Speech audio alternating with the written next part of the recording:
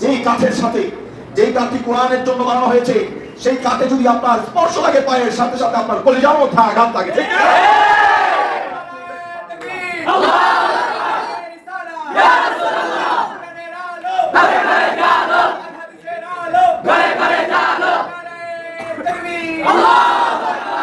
বন্ধুরা আমার গভীর মনোযোগ।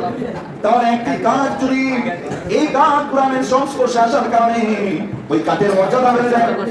একটা কাপড় যত্রতত্র থাকে, কিন্তু এটা যদি বস্তরি করে কোরআন শরীফের সাথে মিলিয়ে নাও, তাহলে যদি এটার মর্যাদা বেড়ে যায়। একটা কাগজের টুকরা তুমি কোরআন শরীফের মধ্যে রাখলে রাখো, এটা যদি কখনো পড়ে যায় সেখানে তুমি চুমা খেয়ে কোরআন শরীফে ঢুকিয়ে রাখো, যদি মর্যাদা বেড়ে যায়, তাহলে এই কোরআনের সাথে সংস্পর্শে যারা আসবে তাদের সম্মান বাড়বে না কমবে? চিৎকার দিয়ে বলো বাড়বে না কমবে? কোরআনের সাথে দুনিয়াতে সম্পর্ক রাখলে শুধু মর্যাদা বেড়ে যায় তা নয়। আল্লাহ তাআলা কোরআন, আল্লাহর হাবিব রাহমাতাল লিল আলামিন বলেন, ইকরাউল কোরআন ফাইন্নাহু ইয়াতি ইয়াউমাল কিয়ামাতি শাফিআন লিআসহাবি, বলুন না সুবহানাল্লাহ। বেশি বেশি কোরআন তেলাওয়াত করো, কেমন কোরআন কিয়ামতের ময়দানে শাফাআত করে জান্নাতে নিয়ে যাবে। আল্লাহু আকবার। وقال تعالى في شان حبيبه ومعشوقه ومحبوبه ومطلوبه مخبرا وآمرا إن الله وملائكته يصلون على النبي يا أيها الذين آمنوا صلوا عليه وسلموا تسليما اللهم صل على سيدنا محمد وعلى آله سيدنا مولانا أفتى بنبوة مكة مدينة أطفال مدينة شرمتايا طلع البدر علينا اللهم صل على سيدنا مولانا محمد وعلى آله سيدنا مولانا محمد مشرق حب محمد مطلع ديوان ما مطلع خورشید عشق سینه سوزانے ما اللهم صل على سيدنا مولانا محمد وعلى آله سيدنا مولانا محمد اے محمد حشر میں ساتھی بنا لینا مجھے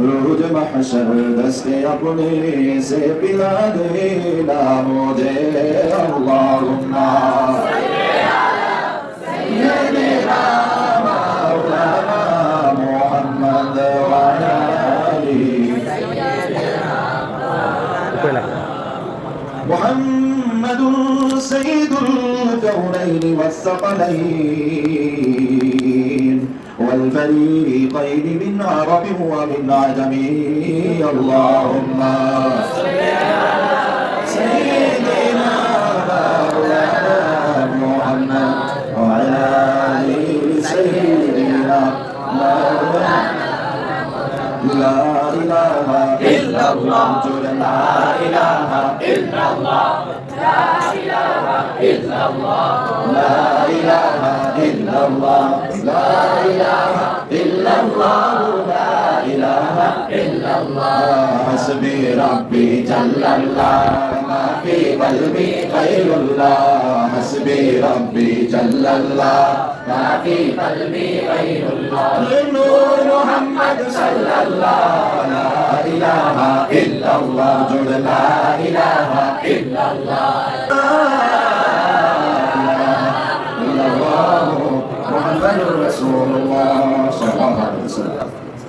আল্লাহ পাক রব্বুল আলামিনের আলিশান দরবারে লক্ষ কোটি শুকরিয়া জ্ঞাপন করছি যে মহিয়ান বয়ান সর্বশক্তিমান রব্বুল ইজ্জত আমাদেরকে আজকের এই 2026 সালের পবিত্র শবে বরাতের রাত লাইলাতুল মুসলিমিন শাবান মাসের 14 তারিখ দিবাগত রাতে এই বরকতপূর্ণ মুক্তির রাতে সকলকে সমবেত হওয়ার, একত্রিত হওয়া তৌফিক দিয়েছেন, এর জন্য সবাই কালিমাতুল শুকর আদায় করি, সবাই বলি আলহামদুলিল্লাহ।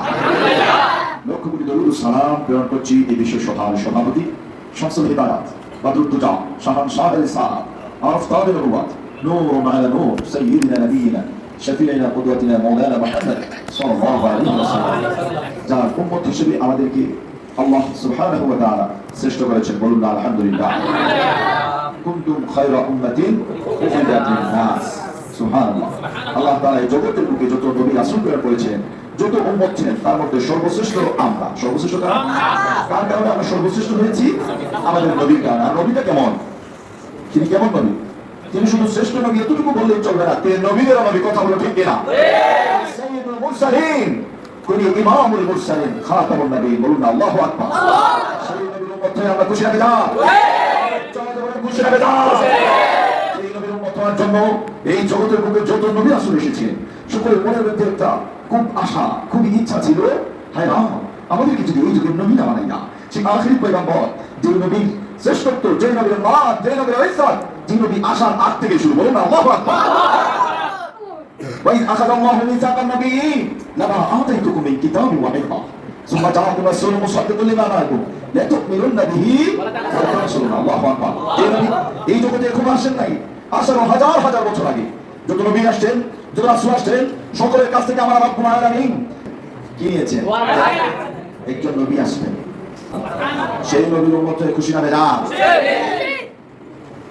বলতে চাই আল্লাহ সুবহানাহু ওয়া তাআলা এই জগতের মানুষদেরকে হেদায়েতের পথে পরিচালিত করার জন্য এমন একখানা কিতাব দিয়েছেন, যেই কিতাব আসমানি কিতাবদের মধ্যে সর্বশ্রেষ্ঠ কিতাব। নামটি সবার জবান থেকে শুনতে চাই, নামটা কি?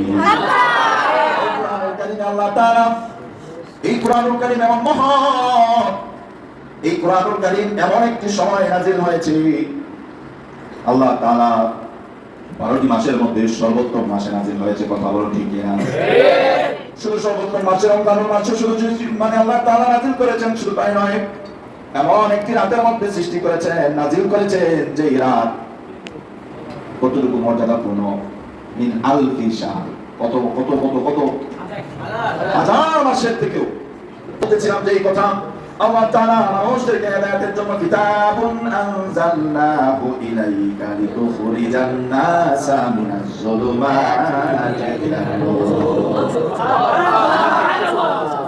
এই মানুষদেরকে কি জন্য এই কিতাব নাযিল করেছেন? আল্লাহ তাআলা বলেন, এই কিতাব আমি নাযিল করেছি।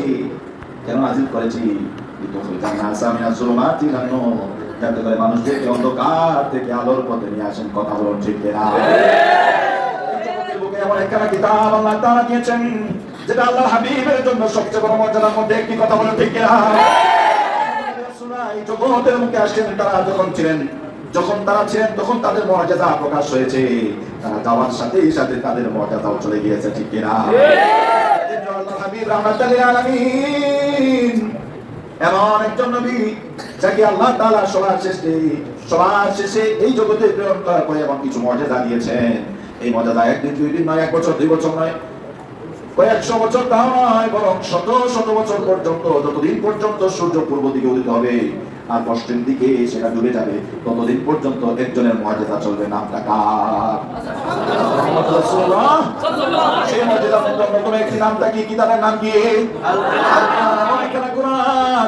যেই কোরআন আল্লাহ তাআলা বলেন, যালিকাল কিতাব লা রাইবা কিতাব, যার মধ্যে কোনো সন্দেহের অবকাশ নেই। শুধু তাই নয়, আল্লাহ তাআলা চ্যালেঞ্জ ছুড়ে দিয়েছেন, আমি ইয়াকুলুন আফতারা কুল ফাতু বিআশরি সুওয়ারিন মিন মিসলিহি মুফতারায়াত। আছে না নাই? আল্লাহ তাআলা বলেন 10টা সূরা নিয়ে আসো, যদি তোমরা এটা সন্দেহ পোষণ করো তাহলে এর মতো 10টি সূরা নিয়ে আসো। আছে না নাই? আল্লাহ তাআলা শুধু সূরা বলেন নাই, ওয়া ইন কুনতুম ফি রাইবিন মিম্মা নাযালনা আলা আবদিনা ফাতু বিসূরাতিন মিন মিসলিহি। আছে না নাই? তোমরা 10টা সূরা আনতে পারবা না, তাহলে একটা সূরা তোমরা নিয়ে আসো।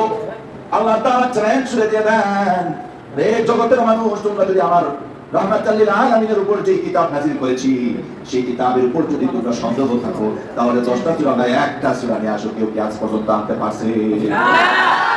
এই কোরআন এমন কোরআন, যেই কোরআনে ভুল ধরার জন্য চেষ্টা করতে করতে আল্লাহ তাআলার নূর তার অন্তরের মধ্যে ছিল, সেই ঈমান গ্রহণ করেছে। আছে না নাই? এই কোরআন এমন কোরআন, কোরআন যার সাথে সংস্পর্শ হবে তার মর্যাদা বাড়িয়ে দেন একজন তিনি কে? যে কোনো একটা কাপড় আপনার কাছে থাকে সেটা এখানে সেখানে যেখানে মন চায় ফেলতে পারেন, কিন্তু সেটা যখন আপনি বস্ত্র নিয়ে বানিয়ে ফেলবেন, কোরআনের কাভার বানিয়ে ফেলবেন, তখন ওই কাভারের দাম এত বেড়ে যায় সেটা নিচে পড়লে এটা নিয়ে বুকের মধ্যে নিয়ে চুমো খেতে হয়। কথা বলো ঠিক কিনা? বুকে অনেক গাছ আছে, অনেক কাঠ আছে। আমি যেটার মধ্যে আজকে ভাষণ দিচ্ছি এটাও একটা কাঠ। এই কাঠ আপনার পা লাগলেও আপনি কখন এটা কথা বুঝি করেন সীমা দেন এরকম মর্যাদা দেন এরকম কিছু স্বাভাবিক কাঠ। আপনার যে আলমিরা আছে এটাতে পা লাগলে কোনো এমন করেন না, কিন্তু যেই গুণাগার আসো আজকে আমাকে গুনার জন্য তোমরা কি করো, মাফি চাও, আমি তোমাদেরকে মাফ করে দেবো।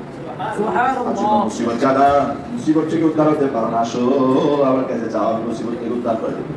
এরকম একজন আহ্বানকারী, তিনি আহ্বান করেন। বিষয়টা হচ্ছে কি, মনে করেন ভাইস প্রিন্সিপাল হুজুর একজন ছাত্রকে পাঠাইছেন, বিষয়টা বুঝছো? ভাইস প্রিন্সিপাল হুজুর একজন ছাত্রকে পাঠাইছেন, যাও কুদ্দুচারে নিয়ে আসো। ওই ছাত্র আইসা কুদ্দুচারে করছে, কিন্তু কুদ্দুচারে কি করতেছে? ওই সময় রুমে ছিল না, তো না থাকার কারণে পরবর্তীতে সে রুমে আসছে, ওয়াশরুম থেকে বের হয়ে আসছে। আসার পরে বলা হয়েছে তোমাকে ভাইস প্রিন্সিপাল ডাকছে। আচ্ছা বলো তো ভাইস প্রিন্সিপাল হুজুরকে এসে ডাকছে? ভাইস প্রিন্সিপাল এত বার্তাবাহক পাঠাইছিলেন, যে ডাক দিয়েছে তাকে সে কি ভাইস প্রিন্সিপাল ছিল না? যিনি ওর তো একটু বার্তাবাহক, কিন্তু আসল ডাক দিয়েছেন কে? কিন্তু সে যখন বলছে, বলার ক্ষেত্রে কি বলছে?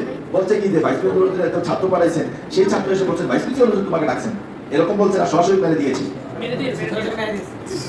সরাসরি কি বলেছে? সরাসরি কি বলেছে যে ভাইস প্রিন্সিপাল এটা সমাজ হিসাবে বোঝায় না। এইভাবে এই জিনিসটা খুব খেয়াল করতে হবে, নতুবা এটা আকীদাগত সমস্যা পড়ে যাবে। যে আল্লাহ তাআলা এসব কত মাসরা ডাকছেন, ওই বাবারে, তাহলে কি একদম ফেরেশতা আল্লাহ তাআলা নিযুক্ত করেন আহ্বানকারী, সে এসে আল্লাহর পক্ষ থেকে কি করে আহ্বান করে, আল্লাহ তাআলা তাকে ক্ষমা করে দেন। সুবহানাল্লাহ। এর জন্য এই রাতে আমরা কি করব? ফটকা বাজাবো, ঠিক কিনা? এই রাতে আমরা আগরবাতি জ্বালাবো, ঠিক কিনা? এই রাতে আমরা লাইটিং করে দেবো, ঠিক কিনা? এই রাতে আমরা কি কয় মোমবাতি জ্বালাবো, ঠিক কিনা?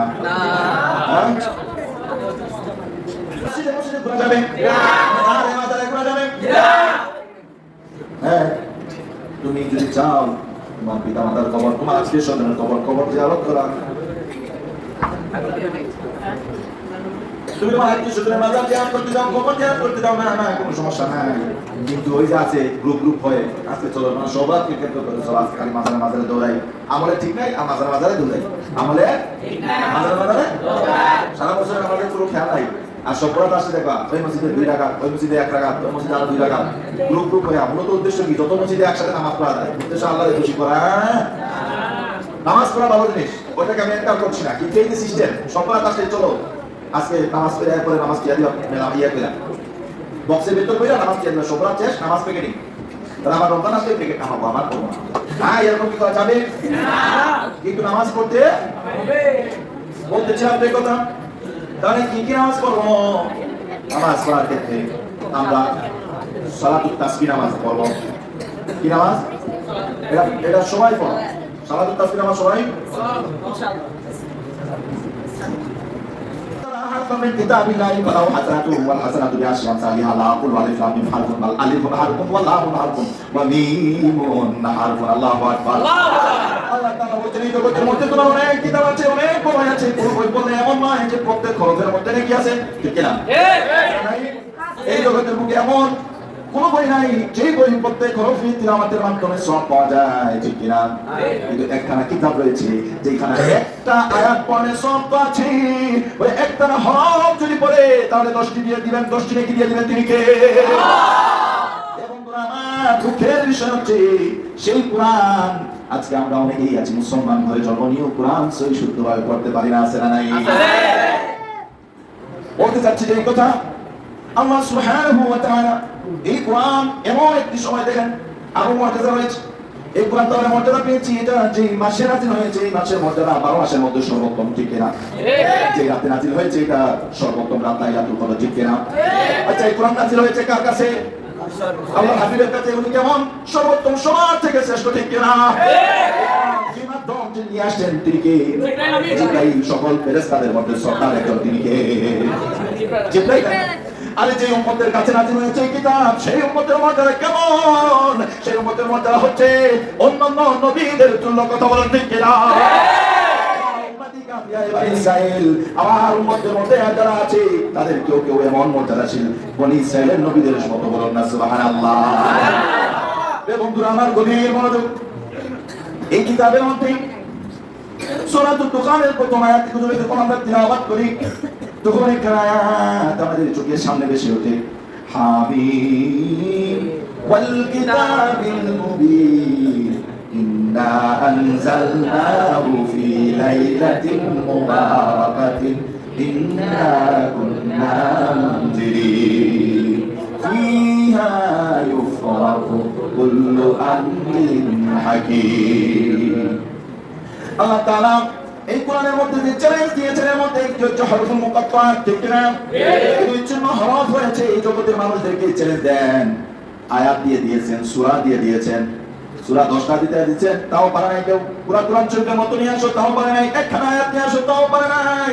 আল্লাহ তাআলা বলেন, হে বান্দা, তাহলে আমি শব্দ দিয়ে দিলাম, অক্ষর দিয়ে দিলাম, কিছু বিচ্ছিন্ন অক্ষর দিয়ে দিলাম, চ্যালেঞ্জ দিয়ে দিলাম, এটার অর্থ বাইর করো। তাও পৃথিবীর কোনো মানুষ অদ্যবধি পর্যন্ত নয়, কিয়ামত পর্যন্ত চেষ্টা করলে পারবে না, ঠিক কিনা? আল্লাহ তাআলা সেই বিচ্ছিন্ন অর্থের মধ্যে একটা হামিম। এরপরে আল্লাহ তাআলা বলছেন ওয়াল কিতাবিল মুবিন, স্পষ্ট কিতাবের শপথ। এই জগতের বুকে আল্লাহ তাআলা অনেক কিছু শপথ করেছেন। কি আশ্চর্য, কি আশ্চর্য! এমন একখানা কিতাব, যে কিতাবের ব্যাপারে যিনি নাযিল করেছেন তিনি স্বয়ং কসম করছেন। আল্লাহু আকবার। এরপর বলছেন ইন্না আনজালনাহু ফি লাইলাতিন মুবারাকাতিন ইন্না কুন্না মুনজিরিন। নিশ্চয়ই আমি বরকতপূর্ণ রাতে অবতীর্ণ করেছি, আর নিশ্চয়ই আমি এর সতর্ককারী। এখন এই জায়গায় এই যে আয়াত, যে আমি একটি বরকতময় রাত্রিতে এটা কি করেছি, নাযিল করেছি, উলামায়ে কেরামদের মধ্যে মতামত করছি। এটা কেউ কেউ বলছেন যে এটা শবে বরাতের রাতের কথা বলা হয়েছে, আবার কেউ কেউ বলছেন না, এটা শবে কদরের রাতের কথা বলা হয়েছে। তো এই নিয়ে অধিকাংশের মত হচ্ছে শবে কদরের কথাই বলা হয়েছে। কিন্তু আবার দেখা যায় আব্বাস রাদিয়াল্লাহু তাআলা আনহু, উনি আপনারা এটা আব্বাস রাদিয়াল্লাহু তাআলা তিনি আবার এটা একটু সমাধান করছেন যে এই শবে বরাতের রাতে সেটা একত্রে নাযিল করা হয়েছে। পরবর্তীতে সেখান থেকে বাইতুল ইজ্জাত থেকে আস্তে আস্তে আস্তে আস্তে ধীরে ধীরে আসছে। আবার বলছে না, এখানে সিদ্ধান্ত নেওয়া হয়েছে এই শবে বরাতের রাতে, এবং সেটা নাযিল হওয়া শুরু হয়েছে কবে? সেই কদরের রাতে। এর জন্য কেন এরকম বলা হয়? কারণ ফিহা ইউফরাকু কুল্লু আমরিন হাকীম। বলছেন যে এই রাতে বন্টন করে দেওয়া হয় প্রত্যেক হিকমতপূর্ণ কাজ। যেহেতু এটা একটা বিশাল বড় হিকমত প্রজ্ঞা, অতএব এটা এই কারণেই এই বরকতপূর্ণ রাতে এটা কি করে বন্টন করে দেওয়া হয়। সে বন্টন করেছেন এই রাতে, এরকম তাফসীরের মধ্যে এরকম পাওয়া যায়। যাই হোক, এই বরকতপূর্ণ রাত, এই রাত কেমন? শবে বরাত আমরা বলে থাকি। কৃষ্ণ নামের এই রাতের নাম কি? শবে বরাত। সব হচ্ছে কি রাত, এবং বরাত হচ্ছে মুক্তির রাত। কি শব্দ এটা?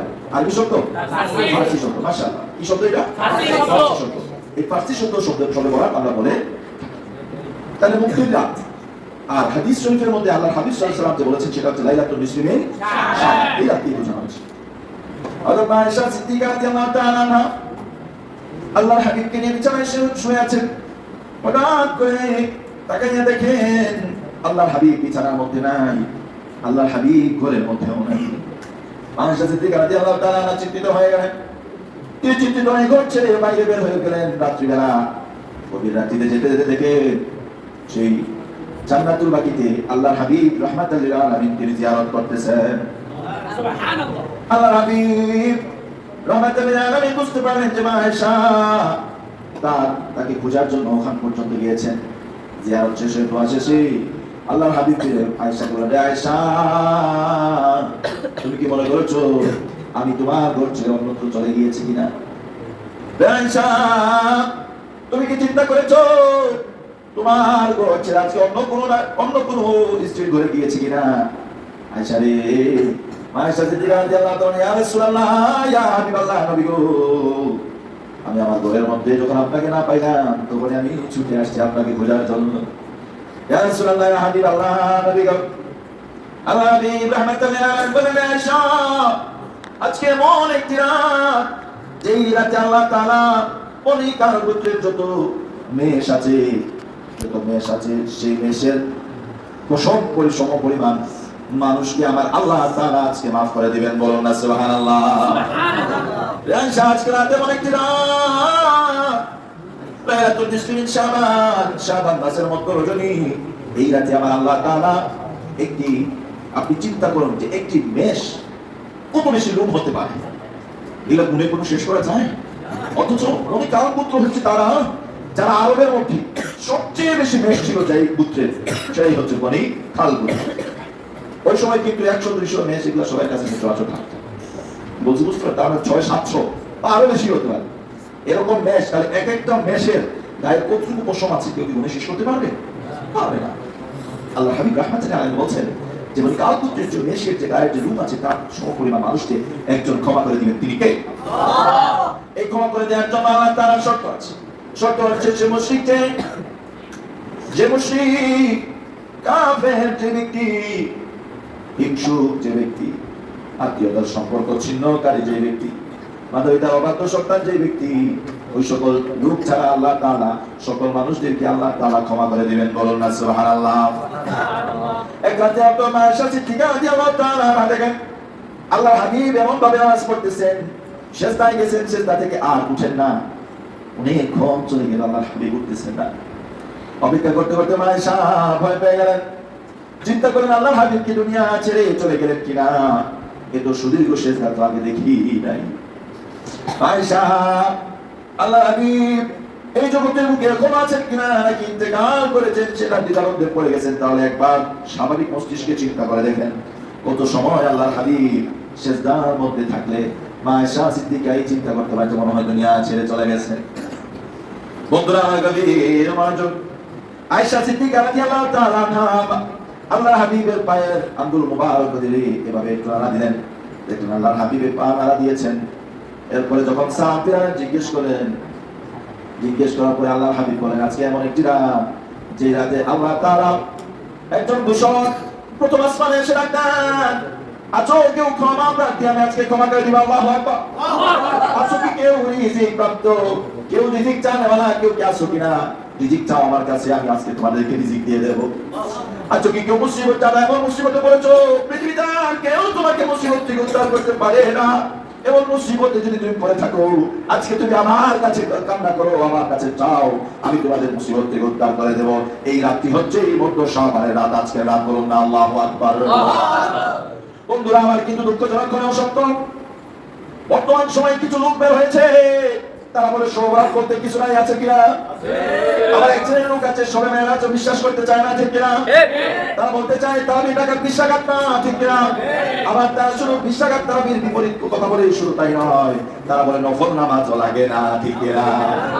আরে বাবা নফল নামাজ তো দূরের কথা, বলে নামাজের মধ্যে নিয়ত লাগে না, এই লাগে না শুধু কাজ করতে করতে করতে করতে। আচ্ছা বলেন তো ছোট করা দায়িত্ব কার?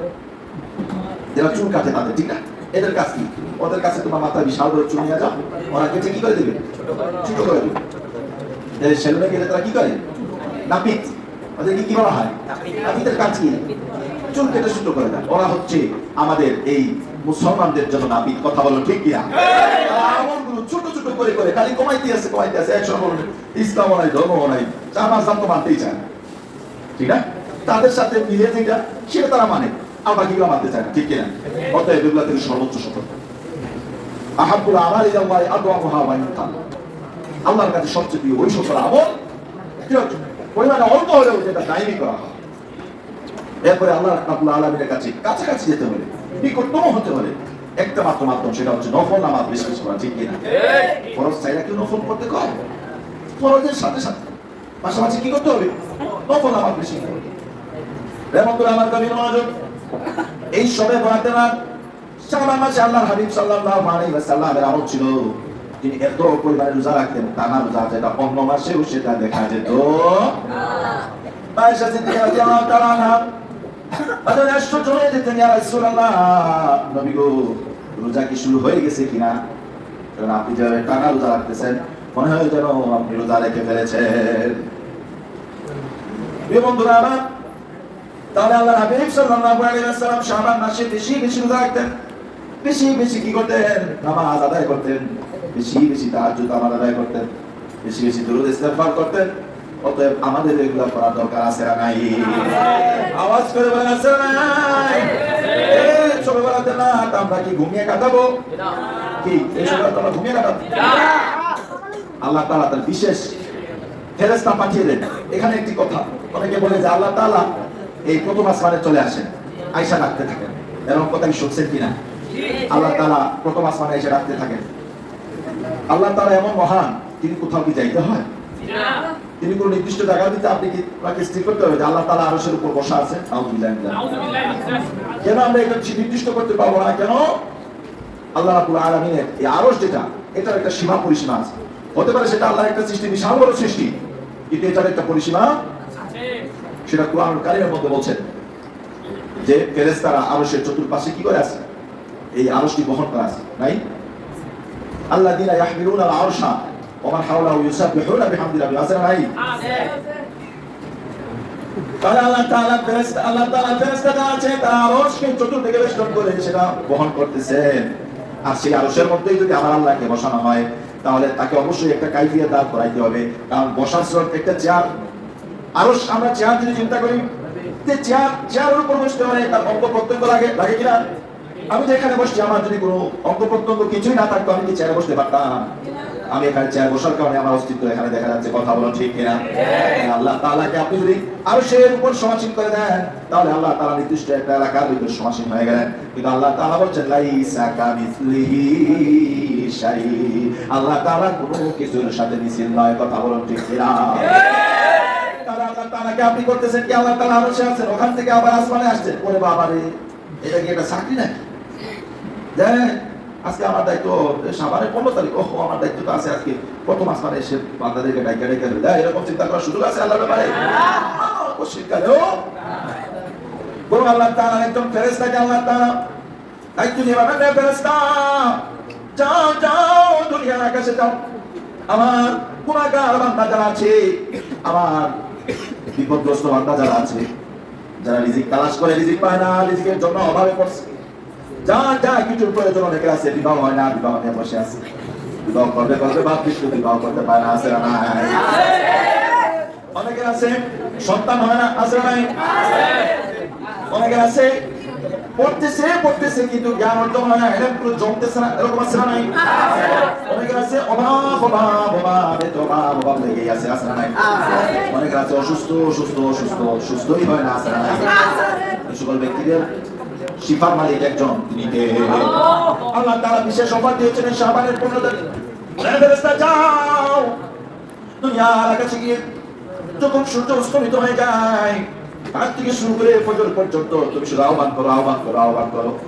আছে কোন পাপিষ্ঠ নিকৃষ্ট ইবাদতের নিয়তে গোসল করা, এটা হচ্ছে মুস্তাহাব।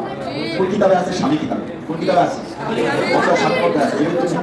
তুমি যদি চাও যে ইবাদতের মনোসিক কাজে একটু গোসল করে ফ্রেশনেস আছে, ঠিক আছে, একটু ফ্রেশ লাগে, ভালো লাগে, শরীরটা পাতলা হয়, আমার ঘুম যায়, এরকম নিয়ত করে তুমি করতে পারো, গোসল করতে পারো। এরপর আমরা কি ফরজ নামাজ যেগুলো আছে সেগুলো জামাতের সাথে আদায়, সালাত তারাবির নামাজ, ইশরাক, এরপরে কি চাষ্ট, এরপরে কি আছে দুরূদ শরীফ পড়া, সূরা মুলুক, সূরা ইয়াসিন, সূরা বাকারা, এই যেগুলো আছে, কোরআন তেলাওয়াত করা, এরপরে এই যে সূরা বাকারা শেষ 3 আয়াত, আহারে এই 3 আয়াতে তো মজা আছে রাসূলুল্লাহ জানেন। আজকে এরপরে আয়াতুল কুরসির কথা বলা হয়েছে।